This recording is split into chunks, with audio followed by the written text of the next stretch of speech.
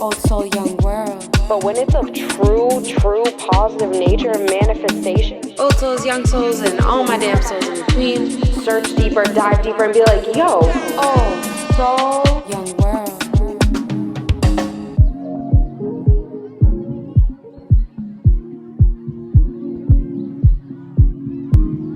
Old souls, young souls, and all my damn souls in between. Welcome back to Old Soul in the Young World with your host, Jessie Elly. Woo! Guys, we have a special guest on the show this week, a female entrepreneur, somebody who came all the way from South Central LA and made their way to Boston, opened their own studio, does motivational, inspirational stuff, is an amazing mom, and so much more. Welcome to the show, Jess from CHROMA Boston. How's it going, girl? Hi, Jessie. Thank you for having me. Hey, this is the first time I've had a Jess and a Jessie, so like we're like squaring it up today. I love it. It's bringing a vibe. The J. The J's, girl. Can I fill your cup for you? Yes, please. You know? Thank you. Thank you. So, you know, I kind of mentioned that you started off your life being raised not out here in Boston, but in South Central LA, which is super cool. I've never had a female on the show from LA. I have had guests on the show who either are working out there and they were in Boston at the time we did a show, or they moved out there for like work and business, but it's usually like people moving from Boston to go to LA, not usually like from LA to come to Boston to open something or do something. Can you just give us a little background on like you growing up in South Central and what that was like for you? Okay, so I am a true Angelino, like they say it. What's that mean? So like I grew up in LA. I was born in East LA actually. A true Angelino. Yeah. I've never heard that and I love it. I grew up in East LA for a little bit, and then my parents moved around a lot, but I grew up in South Central LA. It's not like in the movies, you know. I always get people like... That's what I'm picturing, like South Central LA. Yeah, people are like, oh, so you saw people get like shot and shit? And I'm like, no. Yeah. Like, no, I didn't. Like, yeah. My parents kept us in a lot. Like, you know, I did go to the schools there. It was rough, you know, you heard things, you saw things, but I mean, my parents were more like after school, you're walking home and then you're locked down. You're in for the night. Yeah, you're in all day. Like, yeah. you can't even play outside sometimes. Wow. So it was like that for me. I a don't legit remember. like concrete jungle kind of out there. Yeah. I mean, we walked to school. I remember like with my friends, all of us in the block will like walk together, go to the middle school, and then walk back home together, and everybody will drop each other off. Always taking care of each other. Yeah. Just because you gotta look out for each other. Yeah, it was considered like the hood, you know?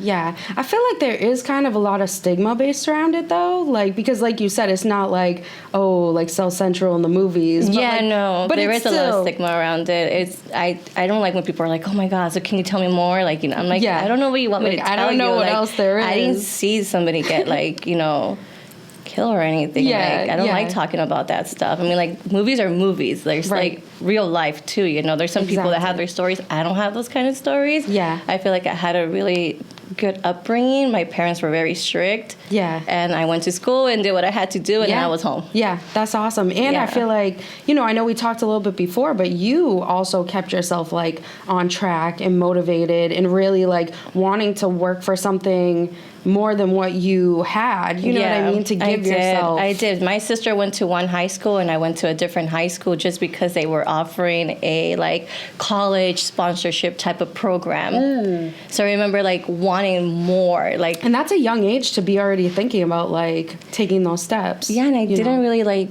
move forward with them, but I was very like into school at one point. I remember like wanting to read books and like learn history, and that's awesome. And then I just kind of like, you know, went a different path. Yeah. When I graduated high school. Yep. Going a different path. I ended up in the medical field. Oh, wow. Yeah. Okay. Yeah. So from medical field to being a full, like, creative entrepreneur, that's, like, very dynamic. And so, like, you know, I had bills to pay, and I feel like I had rent, and LA was very expensive. Don't we all? And LA was very expensive. I had to kind of, like, get a fast-moving career going. Yeah. So I did, like, a medical assistant phlebotomy program in LA, and And that's pretty much what I did for 10 years. Wow. So, okay, so you weren't already in this like creative production studio mindset when you were out there. No, I wasn't. So no. that's so unique. So you really kind of formulated that after, which is really cool. And like I said, a lot, like some of the people that I've had on the show, they've traveled more out there to start their work or to start their careers in their businesses. And a big thing that's played into like part of that was the culture and the difference between like being able to create something and feeling like there's more like opportunities out in LA. Yeah. How do you feel about like the culture difference from like you moving from LA to here and like what that looks like to you as a female? Oh my God, I'm glad you brought this question up because I was freaking culture shock when I moved to Boston because I moved to Arlington, Mass. Arlington? From Dude, LA. If y'all know where Arlington is, don't, like Google it if you don't, but that's... I moved to Arlington, Mass, and I moved in with an amazing family. They were amazing to me and my daughter. Yeah. I moved to Arlington, Mass. My daughter was 2 at the time, and it was around March. So something was happening where... And just in general, I feel like Boston's a very patriotic state. Yes, yeah. Very patriotic. Yeah. And less, I mean, we're diverse, but I feel like compared to LA. Well, I feel like, you know, how you guys had all the wars here and like, you know. Very like historical. Like, very historic, like Lexington. Instead of art-based. Yeah, so Arlington's Lexington. And I remember one day, like, my neighbor telling me that they were going to have a parade. You know, down Mass Avenue. Yeah. And I went with my baby girl in her stroller, and I'm strolling her, and I see all these people dressed up in, like, red coats and, like, horses. And it must have been like, what the hell they're saying, like, the red coats are coming. And I'm like, what? The Lexington and Concord, battle? Yes. Oh my gosh. So that's what it was. We used to go there on school trips growing up. That's what it was. The Lexington and Concord. I remember learning it in school. I don't remember paying attention probably. Yeah. But these people were all dressed up and, you know, it's a thing. It was a thing. And they get into character. Yeah, they take it mad serious. Yeah, and me and my neighbor and I was with my friends, and I was like, what's going on? And they're like, oh, this is a thing, girl. It happens every year. Yeah. People get dressed up and, you know.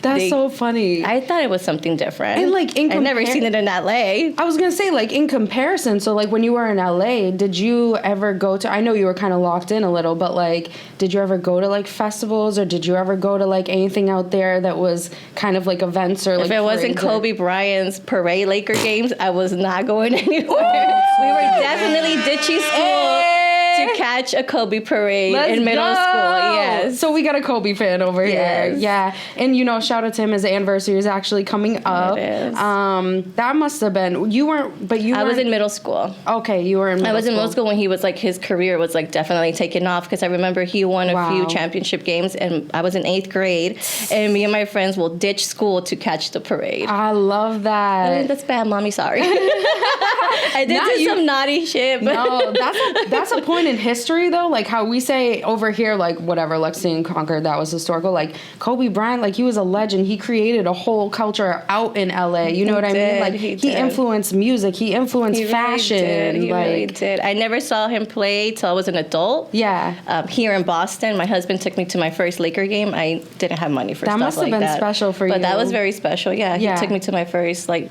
real basketball game. Wow. Yeah, wow. So that's really cool. I got to see him play before he retired. That's awesome. So that was awesome. It was unique, you know. Definitely. It was special. So I'm glad that it worked out that way where I didn't go as a child or a young adult. I went already older and like. For sure. Mm-hmm. And, you know, also, before we move into you coming over here, because I do want to ask you, like, what was the transition? Like I said, how it's very rare that you would be moving like over here. And I feel like you kind of had mentioned it was for like better opportunities for yourself and more of like a growth for yourself, maybe like even personal growth. Cause like on this show, like we do talk about like your soul purpose and like trying to find who you are. And I feel like that is a huge move for you to do. But, you know, before, I just have to bring up a funny thing that you said before we started. Before you were Jess, did you have some nicknames out in LA? I did. I had a few nicknames. My family calls me Jes C because my brother's married to a Jessica, too. Oh, my gosh. So we had to kind of, like, split the nicknames. He's like, it's too weird if all of us start calling you Jess, and she's Jess, too. Is your real name Jessica? It's Jessica with one S. Oh, that's know. so interesting. And It's a I'm little just unique. Jessie. I'm like not Jessica. I'm Jessica So with one S, Jessica. we're both a little rare then. So Look I think at it's us. Jessica. I don't think my fucking parents knew how to Jessica. spell. I don't think my parents knew what they were spelling. They're just saying, I want a Jessica, but we're not going to give her 2 S's. We'll just give her I one. love that. Did anyone ever call you Jasenia out there? I've No. called Jasenia growing up, and I'm like, why? I hated that. No, I did get it a few times, but I didn't like it. I'm Yeah. like, it's not Jesenia, it's Jessica. Thanks. Yeah. Or call me Jessie. Yeah. So my family calls me Jessie, and like my street name, I guess my friends when we were like growing up call me Flaca. Ooh, That's funny. we got the flaca in the house. Watch out, guys. They call me Flaca because I was Yes. very, thin and slim, so they call me Flaca. So. Yeah, I love that. I love that. And that's a funny part, that we can have like these old memories we look back to, and these old lives we look back to, and like even our names and everything about us, like as we evolve and we become more spiritually settled in who we are, or like mentally in like where we want to go in life, we really transition and we can become something different. So I do like want to give you that chance too. I know you said you were in the medical field and then you moved to Arlington, but like what kind of pushed you to come over here, and like however you want to go about it, but like were there any struggle that played into you wanting to like come out here instead of being over in LA? Yeah, so I was a single mom. Ariel came into my life, a very young mom. I had Ariel when I was 23. Wow, yeah. So that was a big change. Mm-hmm. It impacted my life in so many ways. I wasn't ready to be a mom, Right. but I didn't have a choice now. So Right. I struggled, yeah. Yeah. It was I can hard, imagine. I had multiple jobs and babysitters, and I couldn't keep up. Mm-hmm. It was hard. My family wasn't always around, and my siblings also had their own lives. Right. It was Ariel. I was just thinking about my daughter. I was like, she deserves better. Yeah. She needs a better, life. I had a friend here in Arlington, Mass. Right.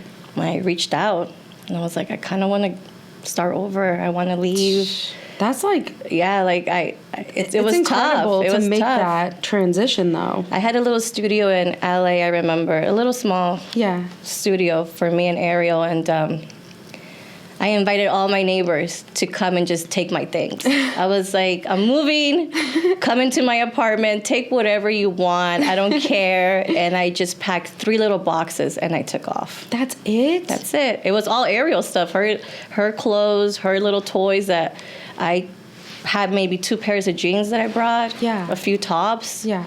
like 1 pair of sneakers. I was not ready to be in Boston in March. Right. 2012. Yeah, you weren't ready with your outfits. I was not ready. I was so cold. Oh, I can only imagine. I was so cold. Yeah. It was terrible. Wow. And when that's just, to me, it's like incredible. Like at such a young age, you are already like making a decision and you are sticking with it, and you were like, this is Yeah. what I have to do for myself. Yeah, it was breaking my heart in half because all I knew was LA. My family was in LA. My mother, my father, my siblings, cousins, grandparents. Everybody was home, and I was leaving across the country And to start over or to see where it was Yeah. going to go for me. yeah. Yeah. And did you ever, like, after you had taken that jump or transition, like, did you ever think back and like question yourself or doubt yourself or like 100 regret it? times, yes. Because I 100 feel like a times. lot of people course. who are trying to get on their journey, you start it and then Yeah. you're like, oh shit, I made a mistake. Oh man, I like. Yeah, the first year was very tough. I was very like sad and depressed and like quiet and just hoping like, oh my God, please, this needs to work out for me. Like Yeah. this needs to work out for me. Right. There's no going back. Right. Yeah. There's no going back. And then from there, so like that self-talk and motivation, like, and I'm just wondering, because like you're an awesome person on the outside. You're obviously Thank you, beautiful. Jessie. You're amazing. Thank you. So You're are you, Mama. Thank you. You're a great mom, which we'll get into, and everything in between. But like, through like Old Soul Young World, what I really try to, express is like there's a deeper passion. There is something within us, whether it be like an intuition, whether it be like a soul thing, a spiritual thing, a mental thing that really pushes you to believe in yourself and keep going even when you feel like you're gonna give up. Like, I think it was Ariel for me, my daughter. Really? Yeah. Ariel just completely changed everything for me. Everything So for beautiful. me. Everything. She completely changed everything. The The way I thing. thought, the way I felt. She still does. Yeah. Like, I think the little girl has, like, her little, like, wrapped around her finger and shit. And that's so beautiful, though, because it's almost a miracle. It's like something that you maybe at the time didn't expect. You know, when you're in LA and you're young and you had a, you know, were you a single mom? Yeah, I was a single mom. So I mean, you were- I feel like me and her father tried to work things out, but it just, you know, just better off Right. being alone and just, Yeah. yeah. Yeah, being able to find out who you are, too, because... Yeah, I needed to grow, you Right, know? It was right. time to grow. When Ariel came, it was definitely time to grow the hell up. Right, Yeah, because now there's a baby, and she's, you know, looking at you like, come on, feed me and change me and cuddle Right. me and love me Yeah, and give yeah. me attention, and it's always like that now. Yeah. And then from Ariel, from that motivation, that positivity that she brought from you, and that, like, sometimes it's something where it's like you don't even know you have it until you're put in the position to be faced with it. Yeah. And I feel like for her, like, she really put you in that opportunity. It's like, all right, mom, are you gonna move forward and be able to, like, change what you're gonna do so one day I can see that, or like whatever it may be, which is a lot of pressure, but also pressure makes diamonds, you know? And you're shining. Girl. But I want to get into why you're shining. Like, how did we transition here from being in Arlington to, like, now you have your own studio, CHROMA Boston Studios, right on the North Shore outside of Boston in Peabody, Mass. Could you just, like, tell me about that journey? Because it sounds amazing when we say it. Like, oh, yeah, you own a studio. The actual work that goes into owning a studio, the actual investment and process is a whole other thing. So, like, how did you even, from being a medical assistant, be like, oh, now, you know, I want to be into artistically opening a photography and video studio? So how we went about that. So Ariel, when she was about 5 or 6, she's always been very creative, very artistic child. Yeah. She loved to sing and dance around the apartment and just pretend play, you know. I had a friend who said to me, you know, you should probably get an agent for Ariel. You know, she can probably do some modeling and, you know, some singing, some acting, get her into, like, acting classes. And, you know, kids do it all the time. Yeah. And I thought to myself, okay, well, let's give it a shot. Like, why not? You know, she's Right. very outgoing. She was a very outgoing child. Like, she was not shy. So I met up with an agent in Boston, and they saw Ariel. They loved Ariel. You know, she was very just bubbly and, like, not shy and always smiling and always very talkative. So she ended up taking on this job with Hasbro. Wow. When that Simba it's a big movie, company. so the toy company, in Rhode Island, yeah. So when the Simba movie came out, you know, the new Lion Simba. King, Yeah. that was like a little like big job she had with them. She did the commercial for the toy, No way. the little Simba toy. Are you serious? Yeah, she's on the toy commercial. We might have to get you to send me a clip of that, because that's pretty fire. So she was doing things, you know, like Yeah. jobs were coming in, and I was like, okay, this can be something, Right. You know, so I was like her little momager. Yeah. But that wasn't your intention. That wasn't my intention. It was for fun, organically happening for fun. You know, I Right. wasn't taking it on as a full-time job. I still had my job, but I was also, like, you know, taking on little jobs for Ariel. Yeah. She loved it. She loved being on set, being behind a camera. She was very photogenic. Yes. And she was, like, in her zone. You know, she was Yeah. just blossoming and growing, and I just loved watching her. That's so I can watch amazing. Ariel all day, just do her thing. Yeah. Because she's just so natural when it comes down to it. So we visited a few, you know, photography studios in the States. We went to Miami, New York, Jersey. And I saw, like, a lot of potential with studios in Boston. Yeah. A lot of studios didn't have, you know, space for the kids to come in and have, like, a change of wardrobe, you know, like their own Right. private space. Right. So I was like, maybe that'll be cool if I ever have a studio. I'll have, you know, like a wardrobe room, you know, a space for these kids to be, in a way, feel safe than to just get undressed on set, you know. Right. Right. Because that was happening to Ariel a lot. She was getting shy. As she grew older, she was like, I don't want to change on set. Is that something that's pretty common with, Well, like, it depends on the casting? studio space. It depends Okay. on the studio space. It depends how big they are of Yeah. a production. Yeah, Right. sometimes, I mean, like, when you're older, it's okay. I guess you Yeah. could get dressed and undressed on set. Right. But for a child, I felt like the need was there a little bit better. Definitely. For them to kind of feel a little bit more safe. Right. Because, I mean, like, you know how it is. You don't know the camera person, you know, that you're working with for the day if you're to book a studio. Right. Right? And then you're dealing with a minor, so you want to make sure you're being as careful as possible. So things like that were happening. So I just started, like, jogging notes, and I was like, oh, you know, maybe a space with, like, you know, wardrobe rooms and just different from set. Yes. You know, different away from the set, away from the camera crew, where kids can feel like, oh, you know, that's cool. I can change here and then go back on set. Yeah, stuff like that. Oh, that's so cool. So you start building initially off just like going to just going to different studios. Yeah, that she was working at and just doing my own, like, I was just looking at stuff. I'm like, a true female entrepreneur. My own observation. My own freaking observation. Like, oh, yeah, okay. Yep. It pays off. But also, like, protecting Ariel, you know, like, because I always wanted to be on top of, like, Ariel, like, oh, you know, where is she doing this job? You know, who's gonna be there? You know, stuff like that. And then you're also in the parent mind. It's like you're on best of both worlds. Like, you see it from the parent mindset, but then you're kind of looking in the business mindset. Like, okay, how could we make spaces more, you know, equipped with something that makes them feel comfortable. Yeah, and I went to LA a few times and I saw studios like mine doing so good. It's like a thing. People rent the space. Right. Like a lot of photographers that don't have a studio or videographers that don't have space rent space from studios. For sure. Yeah. So, like, I was like, oh, it's a thing. And it's super cool, too, because I feel like we don't see, and I'd like you to describe a little bit about what your studio looks like, and we'll throw up some, you know, videos here, but like, I feel like the culture at your studio is so, like, you can feel LA there. Not just from the graffiti on the walls, which is dope, which actually shout out to Miguel, right? Miguel did your graffiti. Miguel did my graffiti. Shout out Miguel. Cruz, but you already know, aside from the graffiti, you just have, like, multiple room spaces, and some of them also feel like Instagram, like, installation spaces, but then it's, like, open concept where you could almost do an event. Yes. It's like multi-functional, I guess. It's like a very industrial feel to it. Industrial. Yeah, because of where it's located. So a lot of people think that I'm in the mills. Okay. I'm not very familiar with Peabody, though, because I didn't grow up there. My husband did. He's from Peabody. Yeah. Shout out the Biddy. So am I. So people think, are you in the mills? And I'm like, where the hell They're like, what's the mills? Because the mills does look very similar. Okay, so I wouldn't know, because I think I probably drove by the mills, but I've never been in the mills. Right, so. right.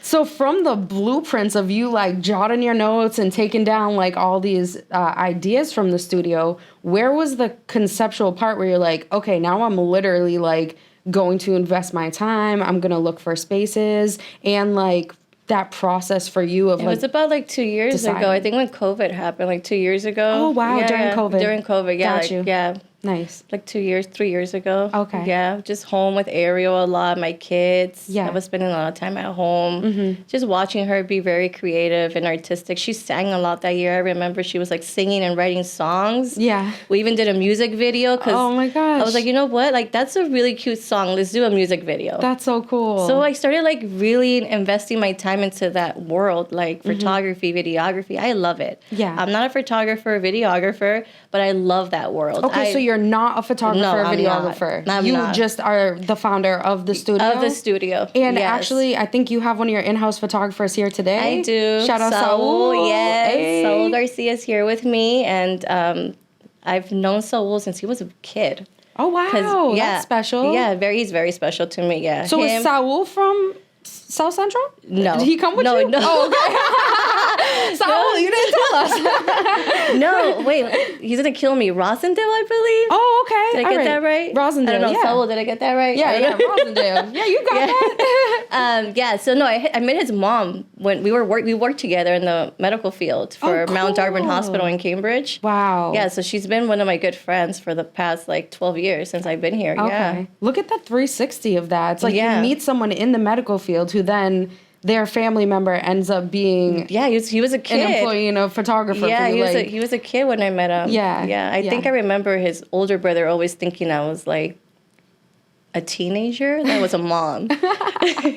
That's so funny. Well, I came to the studio and honestly, I didn't think you were the owner. Not like, I guess I was being a little judgmental at the time, but I was like, oh, she's so young and so like pretty. Like I thought you were like a model there, like doing something. And then like when you said you're the founder, I'm like, wow, it's so inspirational. And then learning about like you coming all the way from South Central to like bring that to here for people who like, I don't see studios like that. I didn't grow up where it's like, I grew up in Peabody and there has never been anything over there that looks like what you have, and could give like creatives a space to have that outlet. And, you know, through what you're doing in the studio, can you tell us about like some of the things you've done since I opened? Yeah. We've done some good stuff, you know, with In Boston magazine. Yeah, shout out In Boston. Yes, I love her.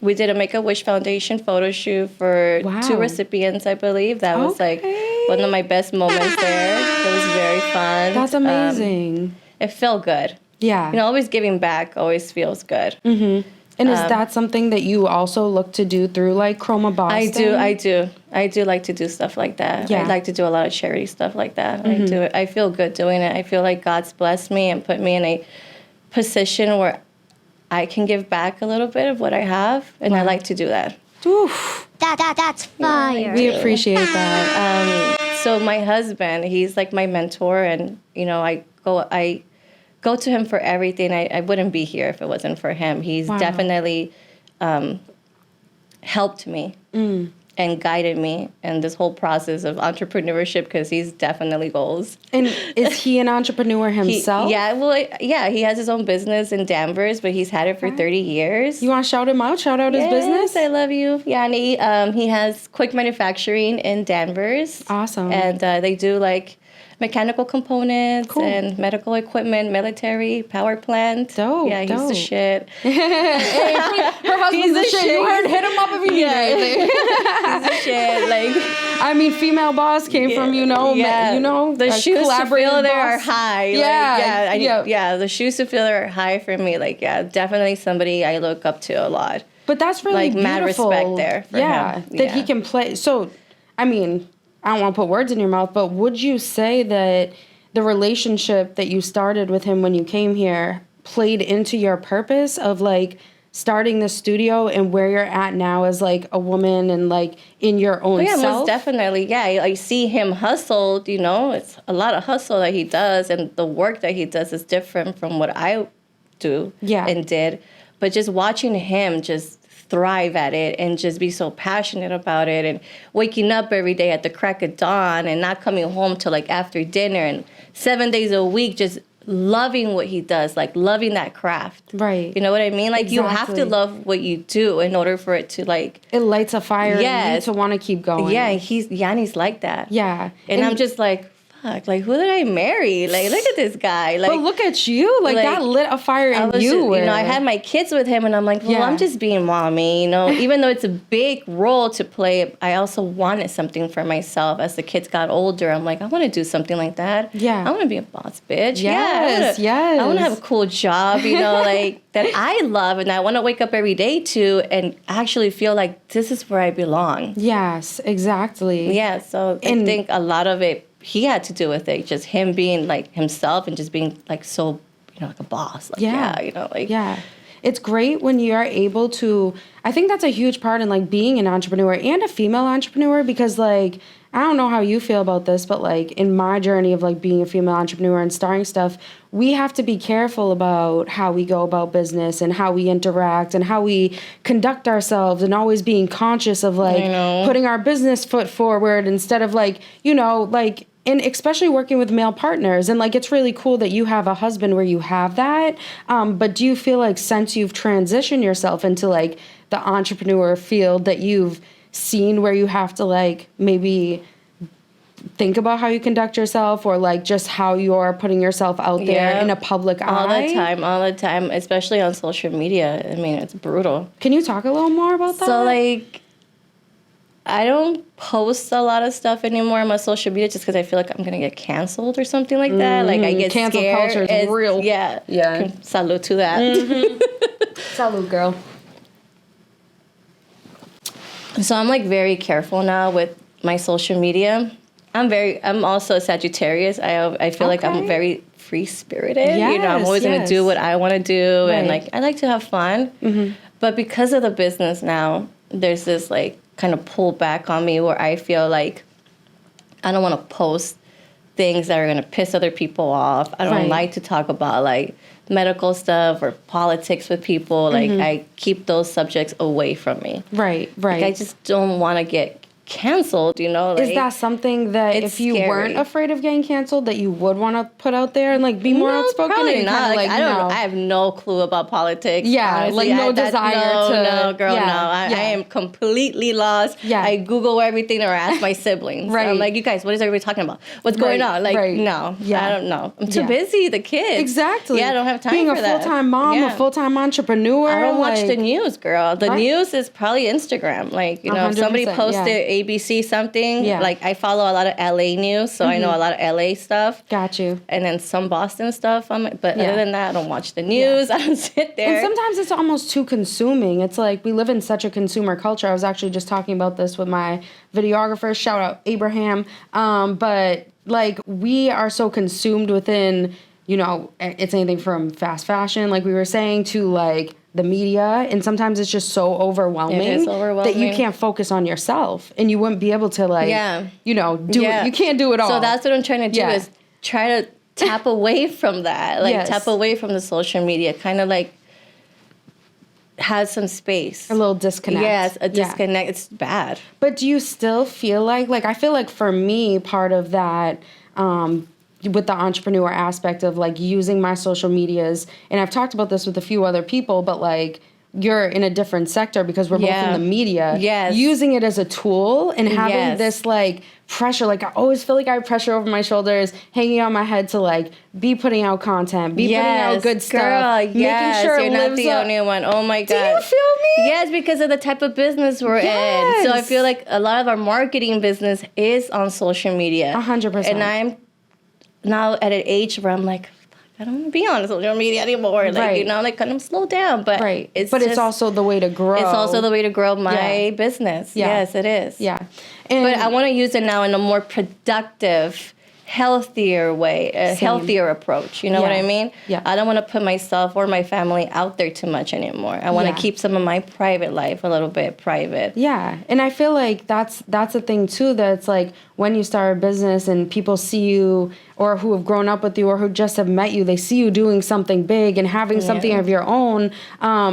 You know, it's funny who you see the dynamics change and who reaches out and who this, and this. Yes. But also a lot of the time when we're talking about the balance and we're talking about making sure we're like being appropriate, I guess, how we put ourselves out there, but still being genuine to who we are. Oh, yeah, 100%. Do you feel like it's important to like, I don't know if I would say like make a smaller circle, but just making sure whatever circle you're in or the people who have around you are like a positive influence on you. Yes, you have to have a positive circle around you. I feel like that's very important, especially when you're an entrepreneur. You know, you always want to have brilliant minds around you. 100%. Somebody always talking positivity into the world. Yeah. You need that. You do. Yeah, you need that. I think it's good for you. It's good for the soul. It is. It's good to hear positive things on a daily basis. Right. Or somebody always telling you it's going to be okay. Just one day at a time. And that's Yanni. Too much that's negativity. Yanni for me. Yeah, that's Yanni for me. Right. Today's a new day. One day at a time. What are you going to do today for CHROMA? How are we, you know, stuff like that, motivational stuff like that. Yeah. Yanni does this cute thing. I'm going to say it. It's really cute. Say it. Put it out there. Put him on blast. Put the man's on blast. So ever since I met him, he does like little quotes on the mirror for me. Like he'll like either write I love you or something. But like he does like quotes now where he'll like write quotes for me and for Ariel. Like he'll go upstairs with a little Sharpie pen on the mirror. He'll write things like a quote, you know, that he'll get from his phone. Yeah. Like an inspirational quote. Right. You know, like go get it. That's do what beautiful. You got to do. You know, we love you. You're amazing. You're beautiful every day. Yeah. Every day. If you wake up with something like that, it's more than enough. Yeah. And I think the beautiful part about you saying that, and thank you for saying that, there's a lot of people on the show who watch in, or even myself, it's like you have to go through struggle to be able to get the blessings. You know what I mean? It's not like when you were moving, when you were in LA, you already had Yanni and you had that positive someone in your ear, always reaffirming you and telling you at that time you had to be reaffirming yourself. Yes. Yeah. And like, I myself can relate with that. Like, there has been, you know, situations, people that I've surrounded myself with that were negative to me, that were not bigging me up, that were not believing in me. And like, during those times, like, me really having to reach deep within and be like, I can do this. But to now be in a situation where like, I am surrounded by people who see my vision and care and like believe in me. But like, it has taken vulnerability and struggle.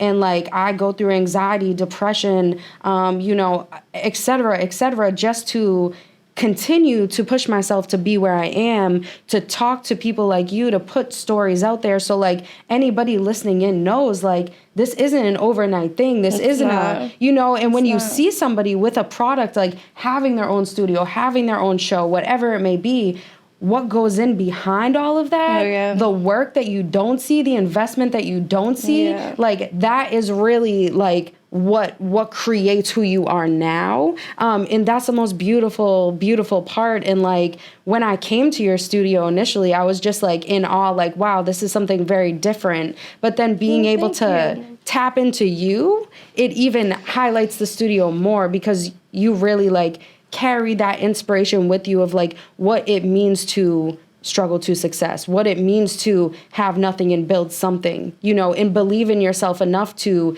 take that jump and move all the way across the country, you know, to do something different. I just have to put you on, because that's huge, and not everybody could do what you've done up to this point. So thank you, baby. Shout out, baby. Old Soul Young World. You're welcome. So beautiful.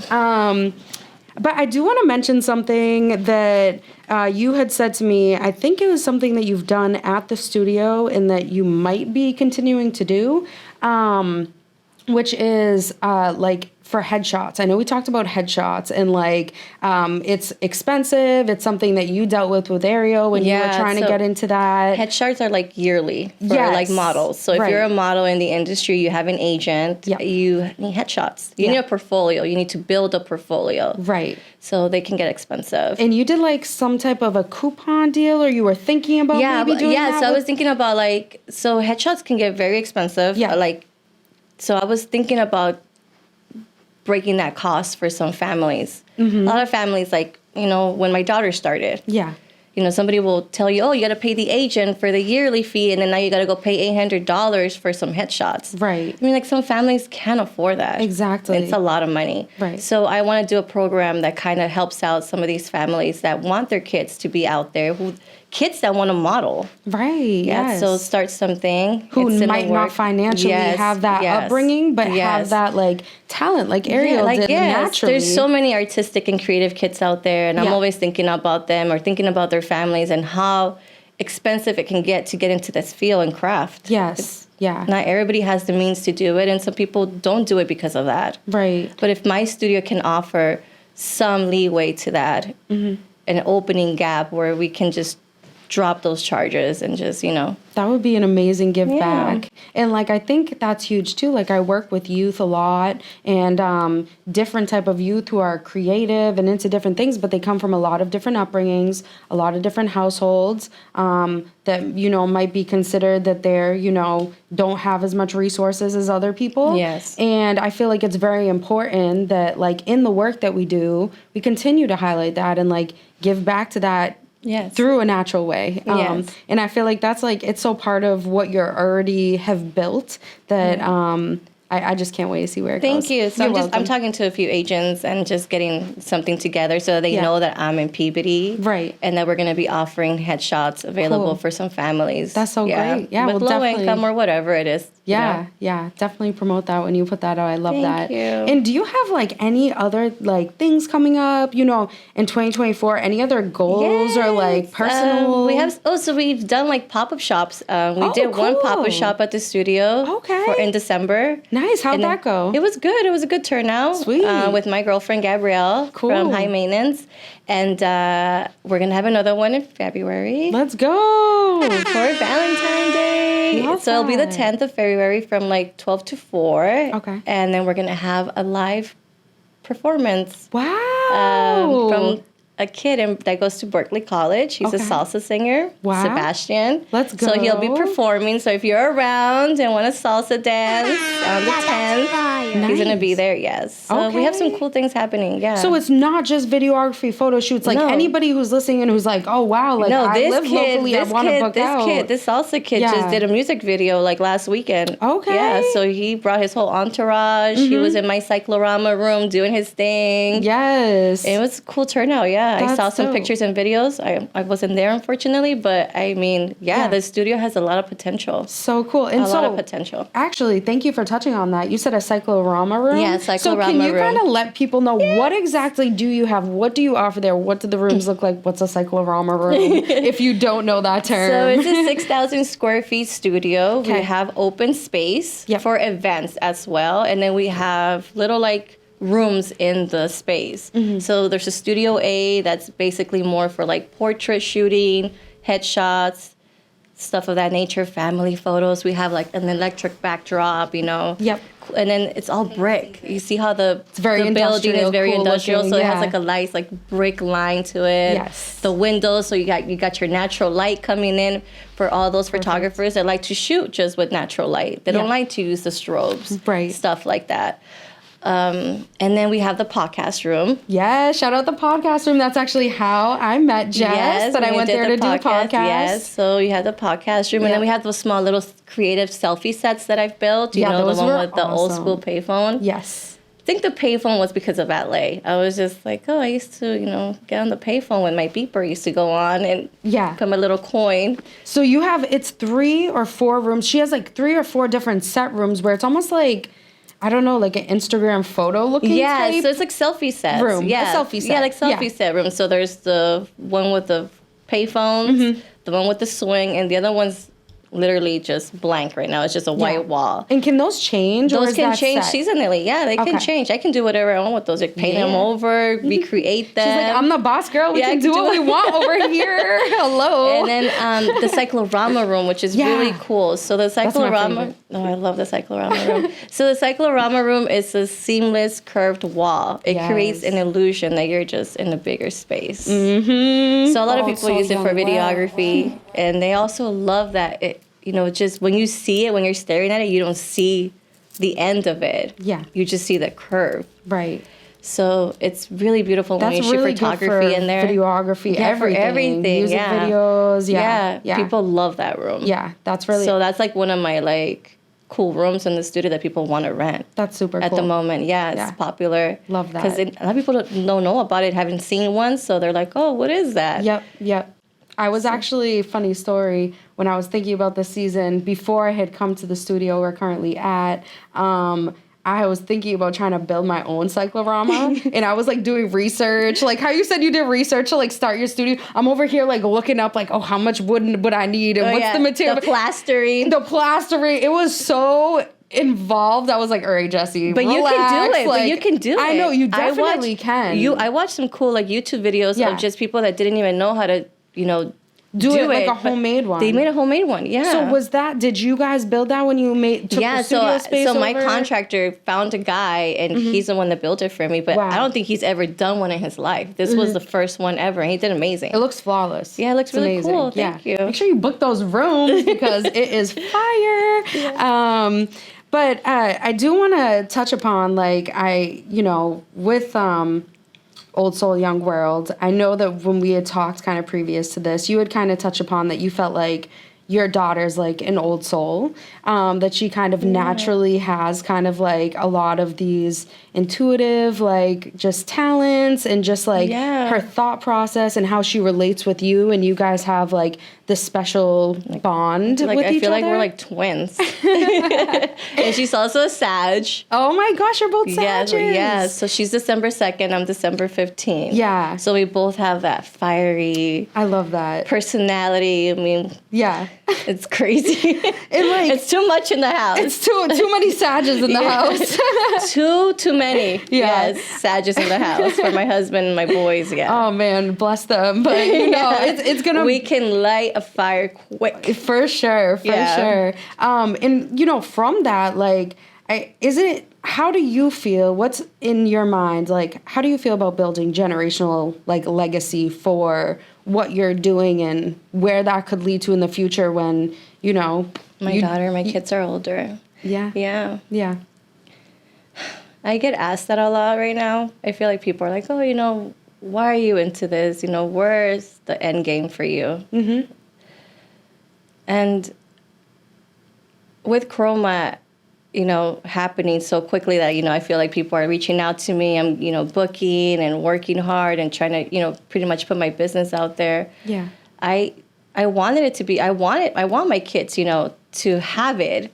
But if it's something that they don't want, you know, later on in life, it's not going to make me sad. It's going to be okay. I want my kids to be happy. Let's but go. I want my kids to also see a go-getter, Yes. a hardworking mom, a mom that was there and present as well. So that's also where there's this in-between where I'm like a mommy 100%, and I'm also trying to build my business.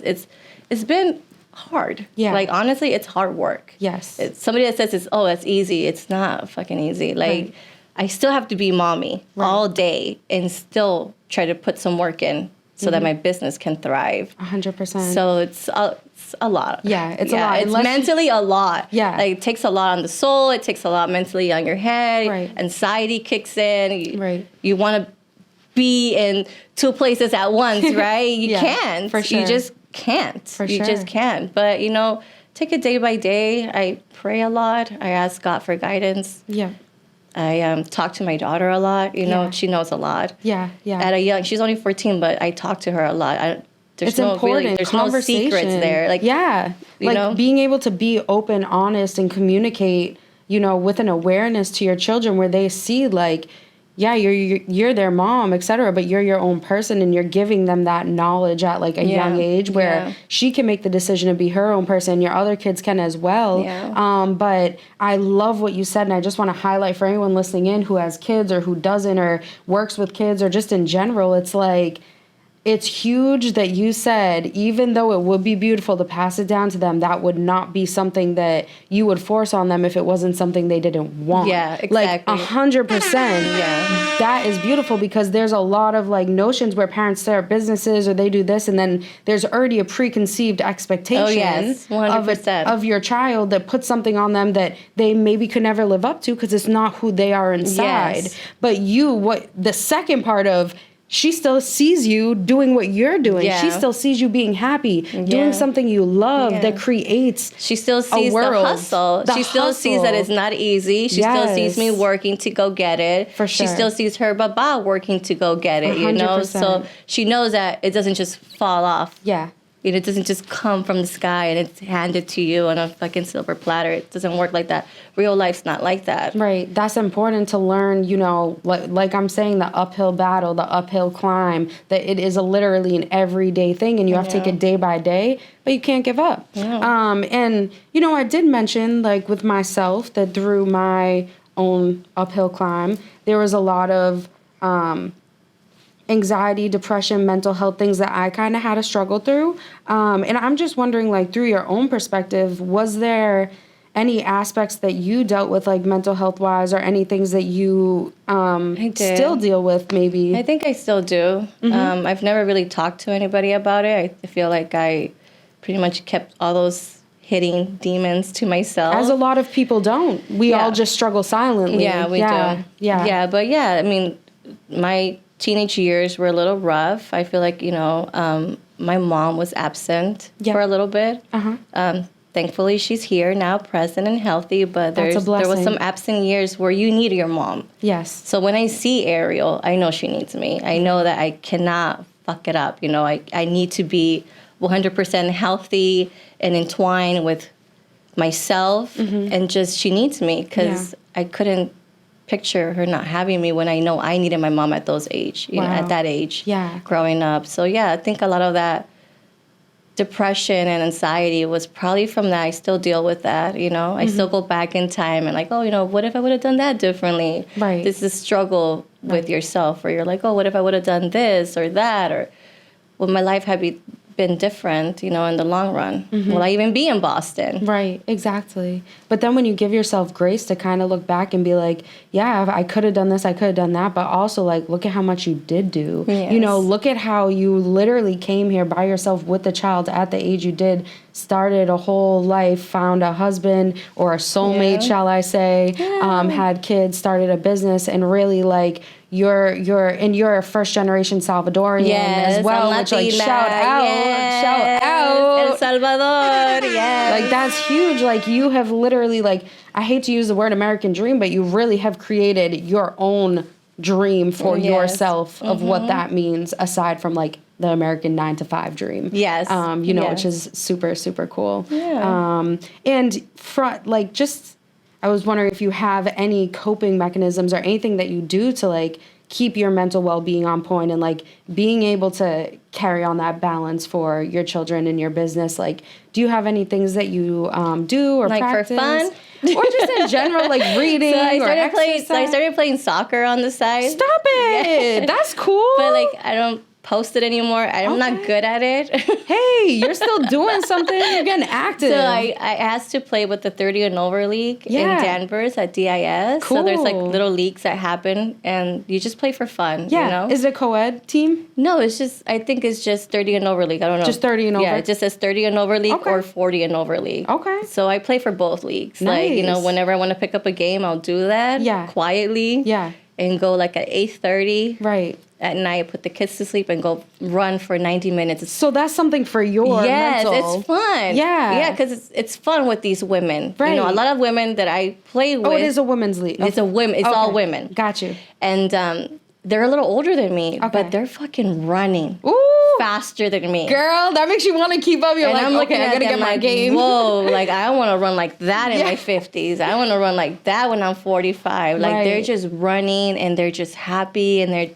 it's just fun being out there playing with them and just For sure. pretending to play, I guess. I don't know. But it's fun for me, so I like to do that. Yeah. That's dope. So that's what I do to like kind of, aside from being a mommy. Yeah, a little hobby. Right, Yeah. something for yourself. Yeah. Because that's the most important thing too. Like, I feel like also being women, there's so much expectation, like being the best mom, being the best this, being the best that. No. But also like, when is it you time? And for anyone, obviously dads too, or any parents or any person in general, like for your mental well-being, for your mental health, if you're listening in, you're trying to start a business, you're discouraged, you're struggling, you're angry, you feel like you want to give up, you're frustrated, like we all been there. We all done that. We all are where you've been. But taking that time for yourself to reset your mind. And like, I feel like being physically active plays into like being mentally active. Yes, it's a good thing. And I don't like to work out. So that's why I do it. I get that. Yeah, I hate being at the gym. I can never be at the gym. Yeah, I'm not a gym girl. I actually took a boxing classes because I felt like it was a little different. Like I did that too for a while. Yeah, they and were it was fun. the same type outlet, like where I feel like it was different to a point where I was enjoying it. I like the class, I like the people, and I gotta get out some of my energy that then reset my mind. Yes. So it's good to have that. Yes, I did boxing, and boxing was helping too. Yeah. But I think I liked more soccer, like the running motion of it and just doing cardio work in there. Yeah, I feel that. And just being around other women too. Yep. Boxing was just one-on-one, Yeah. But just being around other women and just hearing them talk and us just having a good time. I think I like that. For sure. Yeah, that's like my me time. Love that. Besides getting my nails done, Ooh, girl, we need a little pampering every now and then. Yes, we're hard going workers. To the spa, getting my petty and shit. I was just wondering from like your perspective, from what you've been through, like, do you have any advice to any like other young entrepreneurs who are trying to start something up of their own, whether it be a studio or anything in general, a show, or just like to start something of their own, and like young Latina women, but also just entrepreneurs in general? I was wondering if you had any advice to give us. So I feel like the advice I would give, right, for somebody starting off with, even if it's a small dream and wanting it to grow and stuff, is just go for it. Just definitely go for it. Don't be scared. Don't have somebody tell you, oh, what if it doesn't work? Well, so what? What if it doesn't fucking work? Close that up and then build something else that's going to work. Just keep going. My studio might not work, and I know that 100%. I'm not like naive to it. Do I want it to work 100%? And I'm going to put my whole heart into it. But if I have to shut that one down to open another one and just keep going, and that's what we're going to have to do. And that's what people need to understand. That just because one business failed doesn't mean that you're a failure. Oof. It means that it was probably not meant for you. Because better things are coming, girl. Let's go! Oh, you got me excited. Yes. 100%. Like, yo, I had to fail 900 times to even be here talking to you today. Yes. I could have given up 900 times. I could have stayed in my bed depressed and not kept going and not, you came here and you're like, oh, I love the set. I love what you did. It's like the amount of work that went into trying to, and people don't see that, but like, thank you for saying it. Yeah, I appreciate stuff like that. That is so see real. it. I'm like, I'm very observant. Yes. And you keep trying and you're consistent. And consistency will lead to action. Yes. That's where that's the main focus here. As the great Kobe Bryant, we know. We can look at him and say that too. Yes, 100%. Like, he had that motivational aspect where it's like when other people weren't practicing, he was practicing. And those extra practices built into him being a legend. Yes. Just like we're doing behind the scenes. Yeah. And we are wrapping up. I do just have like a couple more questions for you. Okay. So I do ask this to everybody who comes on the show. But Old Soul Young World, from being a young entrepreneur and trying to find my own voice to talk to other people about their struggle to success. I'm just wondering, through your journey, through who you are, when you were Flocka to when you're now Jess, and from when you were in LA to Boston, like, what does it mean to you to be an old soul in a young world, or just have a soul at all where you're like trying to follow a purpose?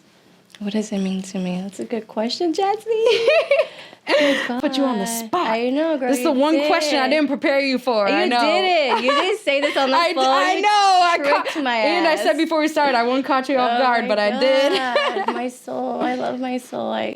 She loves her soul. I do. Ooh. I'm like very into my soul. I feel like my soul are like, it's my family, To me, old soul and stuff like that, it's my family. It's who I am as a person. It's all together. It's all connected. Oof.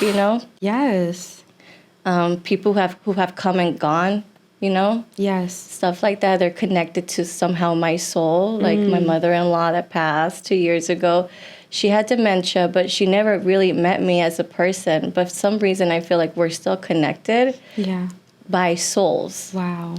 Do you know what I mean? I 100% know what you mean. And like, that's the most beautiful thing, that the soul is past the body. Yes. It's something that you can't see, but you can feel. Yes. So I feel stuff like that. I feel like whenever I'm at home or, just by myself with the kids, or it's a hard day, the kids are just all over the place. They're yelling. And Saul can tell you there's fucking yelling going on in the house. Oh, yeah. Girl, and I'm a yeller. Me. I get it. Stop it! But there's moments where I'm alone and it's quiet. I really connect with myself and I can really feel like this breeze, like, in the house. Yes. Like, I'm here, somebody's here, it's gonna be okay. Yeah. Stuff like that. You can spiritually tap into like yourself, a deeper part of yourself, and like that connection through your ancestors. Yes. And like, I haven't really brought this up on the show before, but like, people talk about death and we say it like in a way, but we don't really talk about what happens after, and that spiritual feeling that can carry through wherever it goes and whatever realm that is to us here. And it really is like, you're actually, if you don't mind, can I share something with you? Yeah, go ahead. So you actually just gave me a really beautiful space, and I've been wanting to bring it up on the show. But on November 30th of 2023, so right before the new year, my grandmother passed away. I'm sorry, Jessie. It's okay, thank you. She's actually, I'm a namesake of hers. Her name was Eleanor. My name's Jessie Elly. I go by Jessie Elly because of Eleanor. And beautiful. We have that soul spiritual connection. She lived a beautiful life. She passed away at 93. But while she was passing, as it was happening, and since then, there has been this deep sense of connection that I feel where it's like she really is carrying through me. Yes. She was my #1 fan of the show. Yes. She 93 with my show on her iPad, watching it on YouTube all the time. Like that type of connection where it's like you love and support that person because it's beyond just being family. It's beyond just being physically with each other. It's something in your soul that like no matter where, you know, your mother-in-law is and my grandmother is, like they're celebrating us. Yes. And we're carrying on for them. Yes. You know, and I just want to yes. thank you. And thank you for giving me the space to be able to say that because I'm going through a healing process. And part of that is like mental well-being and believing in myself to keep going through carrying on something so beautiful like a soul, you know? Yeah, I think it's beautiful. Yeah. Well, because of my mother-in-law's diagnosis, me and her never had a verbal conversation like this. Oh, really? By the time I met her, she was already so far advanced with her dementia. Wow. So when I'm telling you, our souls connected. Wow. I was pregnant with her first grandchild. I'm like, I just got the chills everywhere. Pregnant with her first grandchild, and I have it on video to prove it. This woman, she's so beautiful, Anastasia. Oh, wow, what a beautiful name. She used to like put my hair like this behind my ear. Yeah. And then she used to rub my belly. And I would just sit there and cry. And I used to tell my husband, do you think she knows that I'm pregnant? Do you think she knows that it's even her grandbaby? Right. And he would just say things like, I don't know, Mama, it's too sad to think about it. Can we not talk about it? You know, stuff like that. Yeah. But in me, I knew that she knew 100% when she looked at me in the eyes. She did. I knew that when she was looking at me in the eyes and she was rubbing my stomach and my belly and feeling I just knew that we were connecting soul by soul. Wow. We were just connecting. Gosh. And the moment she passed, it was the hardest thing for me because I'm like, I never heard her say my name. You know, we never had a conversation. But I know 100% that she knew who I was. And that I was having her grandbabies. Mm-hmm. And that she was always going to be with me. Oh my gosh. Old soul, young world. And you fulfilled something within her that I feel like even in that state that she was in, that's the most beautiful part. Our bodies will decay. Our physical form will go. Yeah. Our mind will go. Yeah. But, you know, this soul will carry on. That feeling, that spirituality, that essence of Anastasia was implemented into you, into your child. You know what I mean? She felt that through everything else that her body was going through. Her soul felt it. Because I've never had anybody pass away like that. Like somebody close to me. Ever. Yes. Even when I was a kid. Yeah. Some family members, yes, but not close to me where I was bonding with these people day by day. Right. And I was bonding with my mother-in-law on a daily basis. We were always there having lunch. She was our neighbor. Yeah. Like the house was literally next door.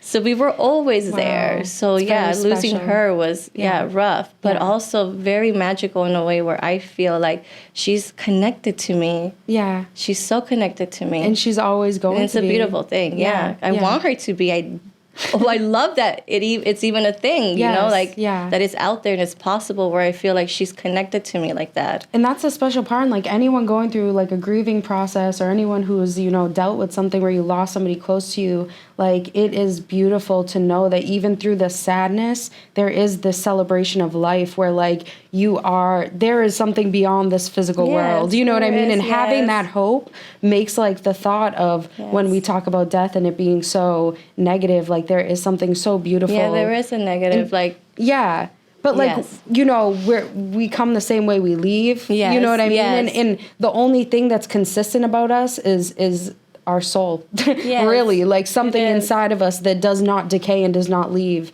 It carries that beautiful feeling. Yes. So thank you again for giving me that space. Of course. And you know, I do just want to dedicate, and I do want to say that this season will be dedicated to Eleanor Costello. I'm so proud to say that. I'm so proud to say it with a female, beautiful entrepreneur not only on the outside, but inside. Thank you, baby. I'm honored. Of course. And I'm honored to have met you, to connect with you, to know that there's a studio in Boston, in the North Shore area, that is owned by somebody as awesome as you are, and doing such high quality work. So aside from our amazing conversation, the beautiful person that you are, the outcome of the product that you're doing as a studio in itself is an amazing, amazing business. I want to give you the opportunity to let people know where they can find the studio, how they can reach out to you, how they can book shoots, et cetera, et cetera. Find you on Instagram, the socials, whatever you want to put out there. So the socials are CHROMA Boston on Instagram and Facebook. I am located at 119 Foster Street in Peabody. Hey, so it's building 2 because people get this confused because you know how there's like a bunch of buildings. There's a lot of buildings. There's like a lot of brick buildings. So it says building 2 there. There's a bridge connecting building 2 with building 3, I think. So I'm there, and then my email is jes@chromaboston.com. Awesome. I do have a website, chromaboston.com, and you can book through the website. So there's a scheduling system where you book. Okay. So it's that easy. Cool. We go through the website, or you can also email me, call me. Awesome. There's a phone number on the website. Call you, beep you if you want to reach you. Page me. Oh my God, I used to watch it. Oh, Did you watch that? Did you watch that? Yeah, Kim Possible. I did. That was I did watch funny. that shit. Yeah. Oh man, you were such a vibe, Jess. Thank you. Thank you again. Thank you for having me. This was fun. I thought it was going to be like a total disaster. Y'all heard that? It was fun. Her first professional interview, and we chopped it up. The vibes are sensational. I think I'm sweating now at the end because it's ending. Yeah, right? Like we're getting hot because we've been chopping it up so much. Any last words you want to say to anybody before we sign off? I just want to thank you, babe, for having me, honestly. Thank you. Thank you for having me. That's an honor. Thank you so much. Oh my God, you're such a smart, brilliant young lady. Oh my gosh. Oh my God, if my daughter Don't get me emotional. Yes. Oh my God, you are goals, yes. All I can do is hope to inspire other people to start. And you're doing it. Doing what they're doing. And you're doing it. And thank you're you. doing it. Thank and you. we're doing it. And thank you for being such a blessing. Yes. Thanks, girl. Thank you, Mama. All right. On that note, guys, I don't think we could get any better. We're going to sign off on that. It's been an amazing show this week. It's been an amazing conversation. Make sure you guys check out CHROMA Boston Studios, again, located in Peabody on the North Shore of Boston, from anything from music videos, photo shoots, events, anything in between that you can think of. Yes. A party. Yes. Hit this girl up. You can already tell she's bringing the vibe. She's bringing the energy. She's bringing the LA to Boston, but everything in between. And she's a good person, female entrepreneur. That's what we represent here. People who struggle to come to their own self-growth and personal success, whatever that may be, and not being afraid to fail, even currently, to find what you're supposed to do in the future. Nobody's ever going to be you. No one's ever going to be Jess. No one's ever going to be CHROMA Boston. So remember, when you're listening in, guys, you are your own person. Keep being that entrepreneur, that soul, that spirit, old soul, young soul, or whatever in between. We want you here listening in, building your own future, and making a change in this world, because that's all we can ask for. So again, guys, make sure you check out CHROMA Boston Studios. Hit up Jess, and make sure you guys tune in with me next week on Oh So Young World with your host, Jessie Elly. Yay. Cheers, Mama. Cheers. Good job.